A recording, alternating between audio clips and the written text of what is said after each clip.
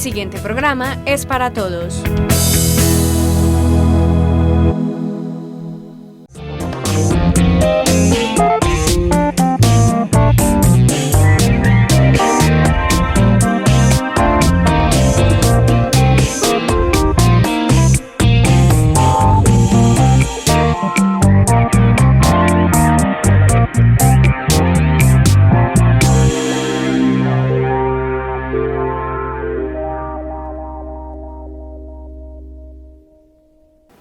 Hola, un saludo especial para todas las personas que a esta hora se conectan con nosotros desde el municipio de Andes a través de UPAN Televisión y desde otros municipios como Salgar, Betania, Ciudad Bolívar, Jardín, Caramanta, Amagá, entre otros, que por medio de los canales comunitarios de esos municipios se conectan con este espacio de servicio, formación y orientación que realizamos desde la televisión comunitaria.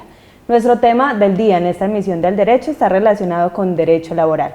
Específicamente estaremos hablando de Reglamento Interno de Trabajo y para abordar este tema nos acompaña el profesional John Freddy Franco Bermúdez. John Freddy es abogado de la Corporación Universitaria Americana, especialista en Derecho Laboral y profesional en Seguridad y Salud en el Trabajo con una experiencia de más de 23 años. John Freddy, un saludo y gracias por acompañarnos nuevamente Sandra, en el Derecho. Muchas gracias. Agradezco mucho la invitación. Como lo mencioné en nuestro saludo, vamos a estar hablando del Reglamento Interno de Trabajo y lo vamos a estar ligando a esos contratos laborales. Iniciemos por explicar, para que brindemos el contexto, qué es un contrato laboral. Muy bien, Sandra, mira, un contrato básicamente es un acuerdo entre partes y en la parte laboral existe eso, acuerdos entre el empleador y el trabajador, y el contrato tiene esa finalidad de dejar plasmado qué es lo que se va a realizar y cómo se va a realizar. Definamos cuáles son esos elementos que debe tener un contrato laboral. Bien importante, mira, todo contrato laboral, para que sea un contrato, debe tener como mínimo 3 componentes. ¿Cuáles son los 3 componentes que fundamentan un contrato de trabajo? El que exista una subordinación, porque cuando como trabajador voy directamente a una empresa, lo que estoy haciendo es eso, poner a la disposición de ese empleador lo que éste requiera que realice. Eso en cuanto a la subordinación, que es bien importante. Otra, la prestación personal del servicio. Yo no podría mandar a otra persona a que realice la actividad laboral. El día de mañana podría decir, no, estoy cansado, que vaya mi hermano, y eso no sería un contrato de trabajo. Y el tercero, que lo complementa, es básicamente la remuneración entendida como el salario. Si no hay uno de los 3, no existe el contrato. Hablemos de esas formas en las que se puede dar un contrato de trabajo. Sandra, mira, generalmente la forma es o verbal o escrita. Y cuando decimos la forma es la manera en que se formaliza. Y tú puedes tener un contrato verbal, pero lo más importante en ese tipo de contrato también es definir qué se va a hacer, cuándo se va a hacer, qué horario se va a tener y qué remuneración se va a prestar. Muy distinto que cuando se hace escrito. Cuando se hace escrito ya tengo plasmado, y de todas formas hay una gran diferencia que yo recomendaría a las personas que tuvieran los contratos escritos, porque el contrato verbal, y voy a utilizar un adagio popular, y es que las palabras se las lleva el viento. Podemos llegar a acuerdos, pero no sabemos después a futuro con qué nos vamos a encontrar. Justamente, John Freddy, en el mundo laboral y nosotros que hemos sido empleados y que lo somos en el momento, existe cierta desconfianza cuando se habla de ese contrato verbal. En caso de alguna demanda, alguna reclamación, ¿cómo sustentar un contrato verbal? Muy bien, Sandra. Mira, ahí hay varias cosas en la pregunta que yo creo que es necesario aclarar. Mire, el contrato verbal tiene primero que demostrarse que realmente se trabajó para las personas. Y la forma como lo demuestres, puedes tener múltiples factores. Podría ser tranquilamente con el argumento de las personas que estuvieron compartiendo contigo, las consignaciones que me generaron, los pagos que me hicieron, los pagos de la seguridad social. Todos esos son soportes que argumentan que realmente estuve elaborando. Y hay algo bien interesante, Sandra, mira. El contrato de trabajo tiene algo que se fundamenta en un principio que que prima la realidad sobre la formalidad. ¿Qué quiere decir eso? Que la realidad es que estabas trabajando o esta persona está trabajando y que la forma, que es verbal, no va a importar tanto porque lo que prima es que sí trabajó. Y eso va con otro argumento jurídico, que es precisamente que se toma la norma de mayor beneficio para el trabajador. Y la norma de mayor beneficio es que si tuvo un contrato verbal, se va a entender como un contrato a término indefinido. Entonces, por eso es que es muy importante dejar todo claro y mejor tener los contratos escritos. Porque si tú tienes un contrato verbal, nunca firmaste nada, de entrada en tu mente ya sabes, tengo un contrato a término indefinido. Bueno, entonces ya mencionamos las formas del contrato de trabajo, verbal o escrita, y hay otros términos o características. Usted nos aclara que es a término fijo, a término indefinido, por obra o labor, prestación de servicios. Hablemos un poquito de esas características. Muy bien, Sandra, mira, en lo que me estás diciendo, podemos dar con algunos ejemplos, básicamente el tipo de contrato que se puede desarrollar. Entonces, podemos decir que con esa persona que sabemos que hay un vínculo fuerte, que comercialmente lo necesito, de que es una persona prioritaria en el desarrollo de la empresa, ¿yo para qué voy a estar firmando contratos cada 6, cada año? Pues de una vez hago un contrato a término indefinido y lo que le quiero decir es, venga, yo quiero mantener con usted una relación laboral a largo tiempo y de una vez contrato a término indefinido, siendo ese el primero de los contratos. Ahora, un contrato a término fijo, como el nombre lo dice, es por un periodo fijo. Entonces, yo puedo tener un contrato a 3 meses, a 6 meses, a un año, con una persona e inicialmente podría, como dicen por ahí, me podría jugar con esta persona a ver qué tal me va y le hago un contrato a 3 meses. Si es bueno, pues listo, lo hago más extenso, ya sea 6 meses o un año, acorde como lo quiera realizar. Eso sería entonces un contrato a término fijo. ¿Qué otro tipo de contrato hay? Hay contratos de obra-labor. Y como el nombre lo dice, es una obra o una labor específica. Y vamos a suponer, el día de mañana requieres a alguien para que pinte tu casa. Tú dices, quiero hacer las cosas por medio de un contrato. ¿Ese contrato cuál sería el ideal? Obra o labor. ¿Cuándo empieza? Cuando empiece a pintar la casa, cuando le da el primer brochazo, empezó su primera actividad. Cuando terminó la actividad. Es muy utilizado en la construcción.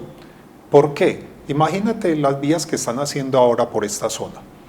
Ese tipo de contrato, uno no sabe si hay un derrumbe, si llueve y hay un deslizamiento, si hizo sol y afectó el polvo parte del proceso. Entonces no podemos tener un plazo fijo de un día a otro. Entonces lo ponen por la obra o la labor, que es la ejecución de la vía. ¿Qué otro tipo de contrato hay? Hay un contrato que no es laboral y se confunde mucho y es un contrato por prestación de servicio. Entonces, cuando requieres a alguien que venga, me preste un servicio y se vaya. Y eso se desdibujó mucho y ya mucha gente piensa que el contrato de prestación de servicios es un contrato laboral cuando es un error. Y lo primero que uno tiene que tener claro es que si estoy por prestación de servicios, yo no tengo mi prima, mis cesantías, mis vacaciones y todo eso lo tengo que sumar y fuera de eso pagar mi seguridad social, lo tengo que sumar cuando voy a prestar un servicio o cuando voy a ofrecer un producto. Entonces, muy importante eso. ¿Qué otro tipo de contrato hay, Sandra? Hay contrato sindical y mira qué interesante ese concepto. ¿Por qué? Porque los sindicatos no solo se forman para pedir y exigir algunos beneficios para los trabajadores o hacer respetar los derechos que estos tienen en una empresa, sino que también pueden prestar servicios y los pueden prestar a la misma compañía donde laboran. Entonces, ellos podrían decir, venga, esta actividad laboral la va a desarrollar el sindicato por medio del contrato sindical. Entonces, es otro contrato que existe en el medio. No sé si se me escape alguno por ahí, es como básicamente algunos de los que podemos hablar. Antes de entrar en el tema de reglamento interno de trabajo, una última pregunta con respecto a este tema de los contratos y es, ¿Cuál de esas modalidades que acabamos de mencionar es más beneficiosa para el trabajador? Bien, mira Sandra, depende mucho de cada tipo de actividad que vas a realizar. Uno de manera inmediata podría decir, no, el contrato a término indefinido, ¿cómo no lo va a decir? Porque es que es el que le da la garantía, la estabilidad y sería como el más benéfico de todos los contratos. Pero cuando digo que hay que analizar cada situación, es porque y voy a poner un ejemplo, si un trabajador tiene un contrato de obra labor y es despedido y resulta que esa obra labor le faltaban 3 años para terminar, pues sencillamente su indemnización, como es un contrato de obra labor, se debe hacer por la obra o labor que debía ejecutar y le deben de pagar esos 3 años.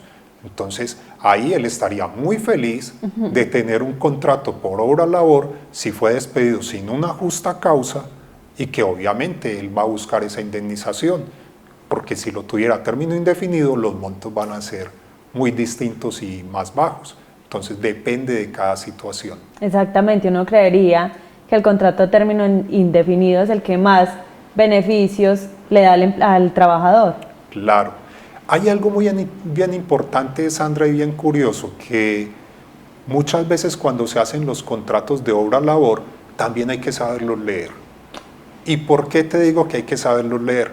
Porque en el hipotético que uno firme un contrato de obra labor, el empleador también podría decir, porque para él sería muy duro, en el caso que yo argumenté ahorita, 3 años. Entonces, sí, claro. ¿Cómo me protejo yo como empleador frente a una situación de estas? Pues sencillamente el empleador puede decir que tiene un contrato por obra labor por el 60, el 50, el 70, el 80 o el 100% del avance de la obra. Entonces, él te podría contratar o podría contratar a alguien diciéndole la actividad de obra labor de revoque de los edificios por el 50% de ejecución de la obra. Entonces ya no sería sino hasta el 50% que se desarrolle toda la obra labor. John Freddy, ya sí vamos a entrar en materia con el tema de reglamento interno de trabajo y lo vamos a hacer con una pregunta de un televidente. Miremos.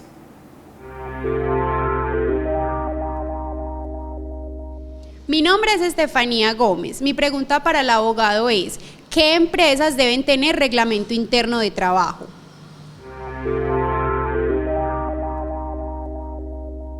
Mira, las empresas que son comerciales, que su actividad es comercial de 5 o más trabajadores, deben tener reglamento interno de trabajo. Las que tienen 10 trabajadores y su actividad es industrial, igual. Y las que son del servicio de agricultura o ganadería de más de 20 o más, debe tener reglamento interno de trabajo. Alguno podría decir, venga, pero si yo no estoy en ese grupo, ¿para qué voy a tener un reglamento interno? Mejor no lo tengo. Yo recomendaría que es mejor tenerlo, porque es la forma que estás colocando las reglas que hay en tu sitio de trabajo. Sería muy contraproducente permitir que alguien ingrese sin conocer reglas en mi lugar de trabajo. Justamente, ¿cómo se debe realizar ese reglamento interno? ¿Hay algún modelo? ¿Cómo es el proceso? Bien, Sandra, vea. Realmente modelos vas a encontrar muchos. Tú te metes en internet y pones reglamento interno de trabajo y te van a aparecer N cantidad de reglamentos. Pero esos reglamentos es como cuando vas a comprar zapatos y dices, no, un 37. Al que le sirve muy bueno, pero el que no le va a quedar grande y al que no le va a quedar pequeño. ¿A qué voy con el argumento? Es que cada reglamento interno se debe ajustar a la verdadera necesidad de la empresa. Los modelos son muy interesantes y todos deben cumplir con lo que dice el Código Sustantivo del Trabajo, pero mal harías en copiar el reglamento de una entidad que viste es muy bonito porque estaba bien enmarcado y tenía a lo mejor unos textos muy dicientes y lo quieres llevar a tu empresa, pero no va a mostrar la realidad de lo que hay en tu sitio de trabajo. Entonces, incluso los reglamentos los puede hacer N cantidad de personas, pero ¿por qué es importante que lo haga un abogado? Porque no es solo el código sustantivo. En Colombia hay algo y es que el juez es creador de normas y por medio de las sentencias crean normas. Y quiere decir esto que un juez de la República, por medio de una sentencia, puede decir argumentos como el siguiente, que pocas veces se encuentra uno en un reglamento: que el trabajador tiene derecho a la defensa cuando hay un proceso de descargos y que tiene derecho a una segunda instancia. Eso no lo vas a encontrar fácilmente en el reglamento, pero sí hay sentencias que dicen eso. Entonces, muy importante que tengan la asesoría de un abogado. Justamente en este tema, ¿hay alguna norma, algún caso en el que no tengan validez los reglamentos internos de trabajo? Listo, mira, los reglamentos van a tener validez. Incluso es el soporte jurídico que tiene un empleador en caso de un proceso, porque van a aparecer normas que no van a estar en el Código Sustantivo del Trabajo, porque son particulares de él. Y te pongo un ejemplo: un empleador puede decir que para él es una falta grave que un trabajador se desplace por un techo sin tener puesto un arnés, y lo puede considerar una falta grave, y es válido.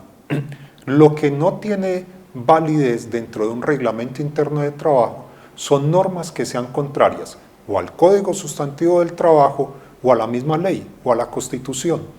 Y te voy a dar un ejemplo. Cuando hablan de la subordinación, cuando hay un contrato, que ya hablábamos ahorita, que era uno de los elementos, esa subordinación no quiere decir que el empleador pueda hacer lo que quiera con ese trabajador. Hay unos límites, y esos límites son la dignidad, el respeto a esas buenas costumbres de ese trabajador, a que yo no lo puedo obligar a ir en contra de sus pensamientos y creencias, y que si él tiene, por decir algo, no sé, una creencia religiosa, atentar contra ella, o una creencia política, decirle que si no cambia de partido va a ser despedido de la empresa. O sea, ese tipo de cosas no están dentro de la subordinación. Ya usted lo mencionó, que lo ideal es que un abogado realice ese reglamento interno de trabajo, pero ¿cuál es el punto inicial o el punto de partida para realizar ese reglamento? No sé, ¿se toman en cuenta los valores corporativos? ¿Cuál es el punto de partida? Muy bien. Mira, en el Código Sustantivo del Trabajo aparece primero la descripción de qué debe tener un reglamento interno de trabajo. Y eso no puede faltar. O sea, es lo primero, esa es la guía de la receta que vamos a cocinar. Esos son los ingredientes. Ahora, ¿qué haces tú? Como toda buena persona que maneja estas cualidades, con los ingredientes tiene que hacer la magia de lo que hay internamente. De decir, ¿cómo voy a llevar cada uno de esos componentes a lo que realmente vive en la empresa? Y por eso es que el reglamento tiene que ser vivido, de que usted en su empresa tranquilamente pueda hablar abiertamente con los trabajadores y preguntarles por qué no, porque es que el reglamento se debe hacer así. Venga, muchachos, ¿qué piensan ustedes de estos temas? Y hacerlo partícipe, porque mira, esto avanza demasiado. El reglamento interno se tiene que ajustar a las realidades que vivimos. Y te doy un ejemplo muy sencillo. En este instante, muchas personas están por teletrabajo, algo que antes era impensable. Es tanto, tú le decías a alguien que ibas a hacerle la teleconferencia y lo primero que pensabas, pues ¿cómo se le ocurre que venga? Eso es pereza o no quiere venir, lo que sea. Pues bien, ya ahora con el reglamento interno de trabajo y estas actividades, tú lo debes ajustar a esa necesidad y le podrías decir a ese trabajador, por medio del reglamento, que cuando hay teletrabajo, él se debe conectar desde el lugar de residencia, porque es trabajo en casa. Si lo vas a poner trabajo en casa, pues que se conecte desde la casa. Y le podrías decir que en el momento que lo requiera, debe conectarse por videoconferencia, precisamente para validar algunos aspectos. Y esto no quiere decir violar intimidad, porque es que hay una jornada laboral, hay un horario laboral, y pues la intimidad se sana muy fácil, que ponga al fondo de la pantalla que desee el logo corporativo de la compañía, y no le estás violando la intimidad de ver su cuarto similar, no. Entonces todo esto, si no está por reglamento, no lo puedo ajustar. Y mira que el reglamento como tal tiene que ser vivido a la realidad y el momento que se vive en el país. Eso quiere decir que en cualquier momento, y debido obviamente a unas circunstancias que lo ameriten, ¿se puede cambiar ese reglamento de trabajo o hay que cumplir ciertas directrices para hacerlo? Muy bien. El reglamento puede ser estudiado en cualquier instante, de decir, venga, hagamos reformas, hagamos cambios. Esos cambios se pueden hacer, pero también esos cambios tienen que involucrar la participación de los trabajadores, porque si no, sería una imposición e iría en contra de lo que los trabajadores puedan manifestar. Incluso, cuando se hace una modificación del reglamento interno de trabajo, lo ideal es publicar qué se ha modificado y qué se ha cambiado, para que el trabajador tenga claro, venga, del reglamento anterior hubo estos parámetros que se modificaron. Algún trabajador podría decir, no estoy de acuerdo, porque eso vulnera algún derecho que ya hemos adquirido, y manifestarlo al empleador. Ahora, ¿qué pasaría si empleador y trabajador no se ponen de acuerdo en el reglamento interno de trabajo? Pues directamente el que viene a solucionar esa diferencia es el Ministerio del Trabajo, ya sea por medio de un funcionario, el inspector, o directamente que se envíe el reglamento y se pida las claridades al ministerio y ya el ministerio define y le dice al empleador, vea, acorde a lo que dice el trabajador, o le dice al trabajador, acorde a lo que dice el empleador, se debe realizar esta directriz. Entonces, muy importante tener presente que los reglamentos tampoco son como esas imposiciones ciegas a las cuales no puedo opinar. ¿Cuál sería entonces la manera idónea en ese proceso de construcción o modificación del reglamento interno para que los empleados participen? Bien, mira, generalmente, ¿qué es la estrategia que he utilizado y que me ha dado mucho beneficio? Es que la construcción, como te digo, es en conjunto. Tú podrías coger y fácilmente empezar a redactar normas y transcribir normas, pero eso no es el ideal. El ideal es primero conocer la empresa, saber las necesidades que pueden sentir y participar a la gente. Ahora es muy fácil, tú puedes crear un formulario, enviarlo por correo electrónico, enviarlo al celular y decirle al trabajador, ¿usted qué piensa referente a este tipo de sanciones? ¿Cómo se deben de dar? Hombre, no es llegar al grado de flexibilidad extrema ni de rigidez extrema, son puntos de concertación.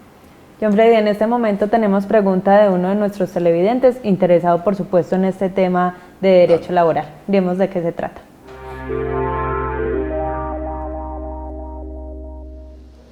Mi nombre es John Jaime Osorio y mi pregunta para el abogado es, ¿puede el empleador imponer sanciones que no estén dentro del reglamento interno de trabajo?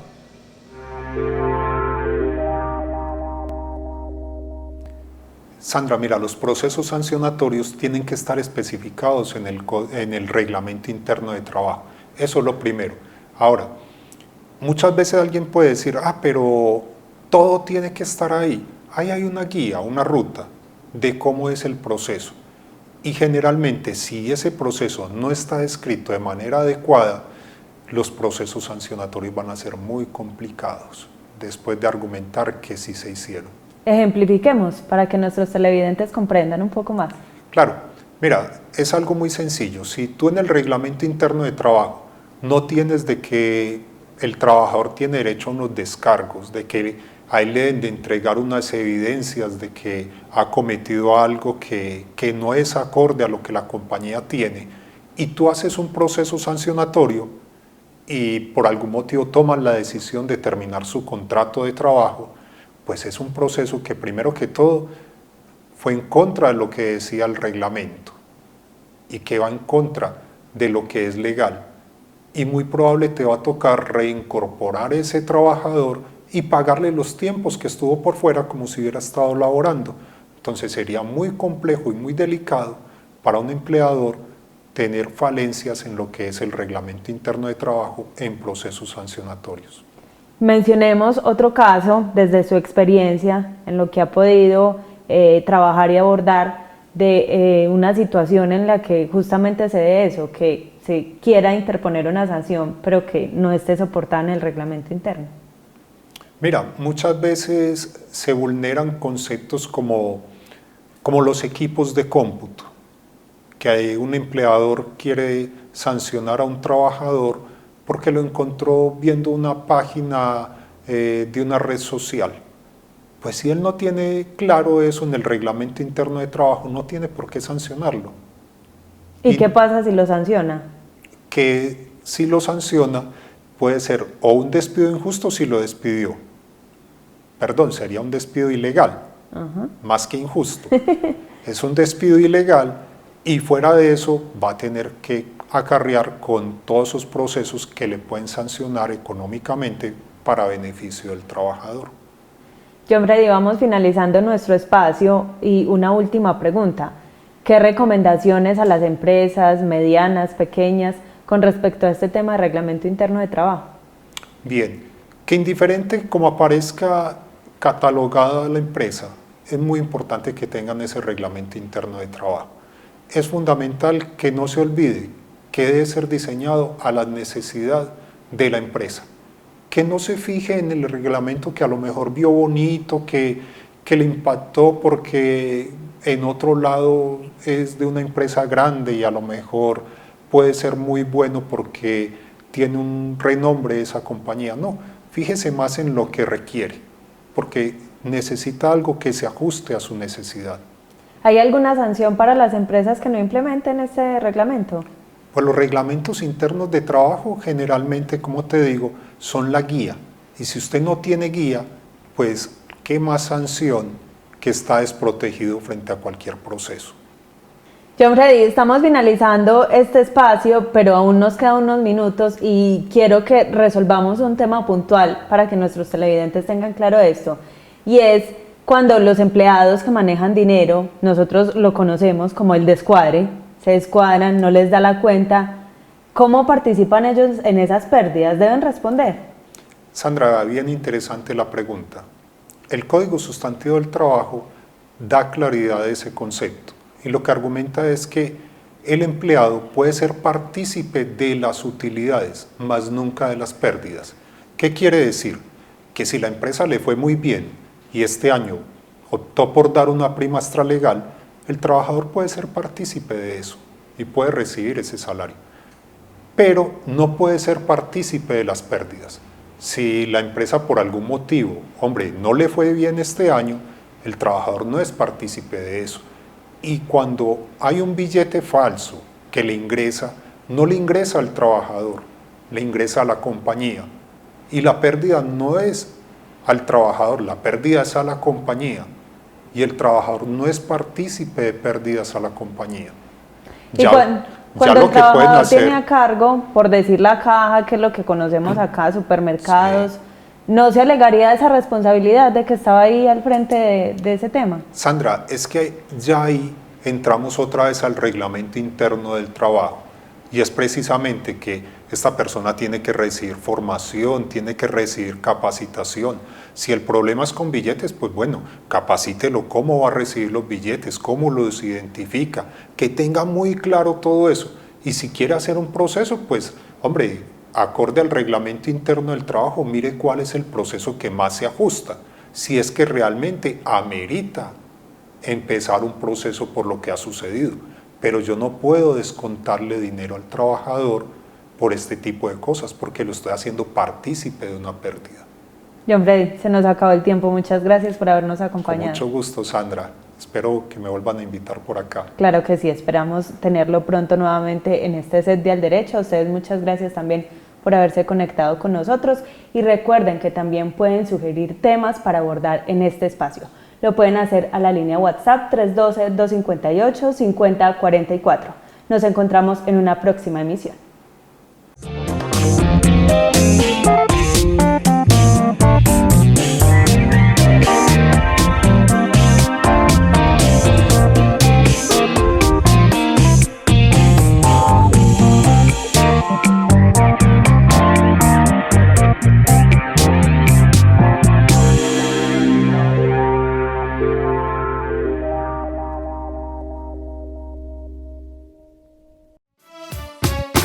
AUPAN, la televisión de los andinos.